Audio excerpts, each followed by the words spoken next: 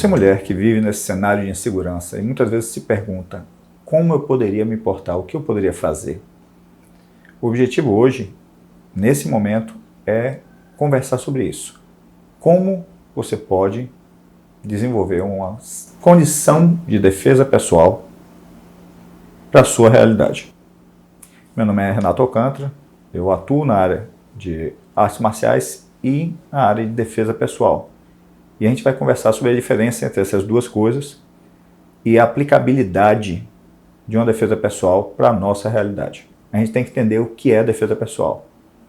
Então nós temos três coisas distintas. Nós temos o ato de brigar, que é quando uma pessoa quer machucar a outra, motivada por sentimentos intensos, e o objetivo é causar sofrimento no outro. Isso é brigar. É um processo emocional e irracional. A gente tem o processo de lutar. Lutar é usar da violência para alcançar um objetivo. Essa luta pode ser uma luta esportiva, como quando dois atletas sobem no ringue, onde o objetivo não é destruir o outro. O objetivo é alcançar a vitória. Defesa pessoal é autopreservação. Então, quando a gente fala em defesa pessoal, o seu objetivo não deve ser destruir o agressor, não deve ser tentar subjugar o agressor. O objetivo na defesa pessoal é o que é que eu tenho que fazer para me retirar do cenário de violência com o menor nível possível de dano e o mais rápido possível. E diferente de uma luta, que é algo planejado, a defesa pessoal ocorre contra a nossa vontade. O agressor tem a iniciativa. Muito frequentemente o agressor tem um elemento surpresa. Então, por que é importante aprender defesa pessoal? Porque normalmente quem vai te agredir não vai lhe dar essa chance de escolher se defender ou não. Vale salientar que a nossa sociedade é uma sociedade que estimula a violência como um valor para os homens.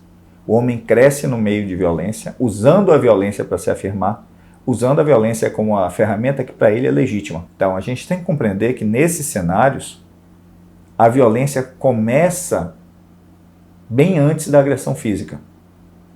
Então uma das coisas que a gente precisa é aprender a reconhecer a violência anterior à física e entender como a violência física vai ocorrer. Quando a gente fala de treinar para a defesa pessoal, a gente está falando de que tipo de ataque provável vai acontecer. Um dos principais mitos que a gente tem sobre defesa pessoal é a forma como ela é apresentada no imaginário, principalmente na cultura popular. Então é a ideia de que haverá um desafio formal. O que é isso?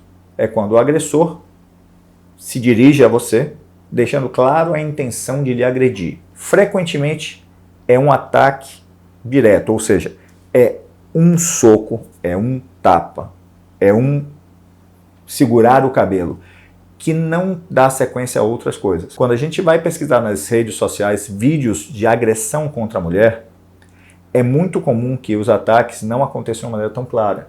Existe uma série de agressões verbais, existe uma invasão de espaço, uma aproximação indesejada. Quando o agressor percebe que ele já tem essa situação de controle, o que é que ele faz? Agora ele vai partir para a agressão. E ele vai fazer coisas do tipo arrastar, puxar, tentar imobilizar, conter e depois começar uma série de agressões físicas. A primeira coisa que acontece numa situação de violência é, normalmente você não acredita no que está acontecendo. Se você está numa relação onde a pessoa lhe agride psicologicamente, a tendência é a agressão psicológica evoluir para agressão física. E aí você vai ter a outra dificuldade, você está sendo agredida por alguém que você já se acostumou a lhe agredir. Então a gente vai ter que trabalhar o seu psicológico para você ser capaz tanto de reagir a uma agressão espontânea, aleatória, caótica da rua, quanto a uma agressão psicológica que evoluiu para o físico.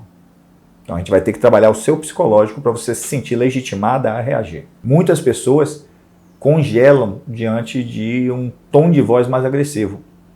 Tem pessoas que desabam emocionalmente se ouvirem um grito. Se você não tiver uma relação boa com você mesma, você pode não ter a sensação de que tem o direito de se defender.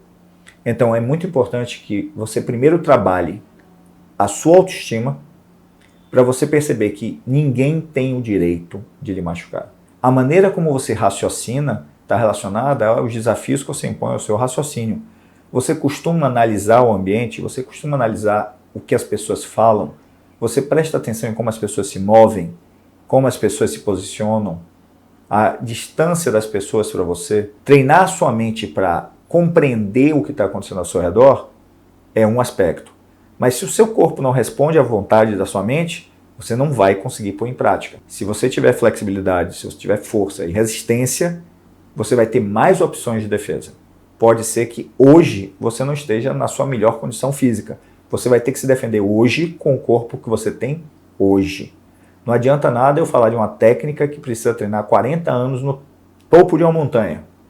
Se a agressão é hoje, você não tem 40 anos para subir a montanha. O que a gente quer trabalhar, a ideia que a gente quer transmitir é, em primeiro lugar, você tem valor.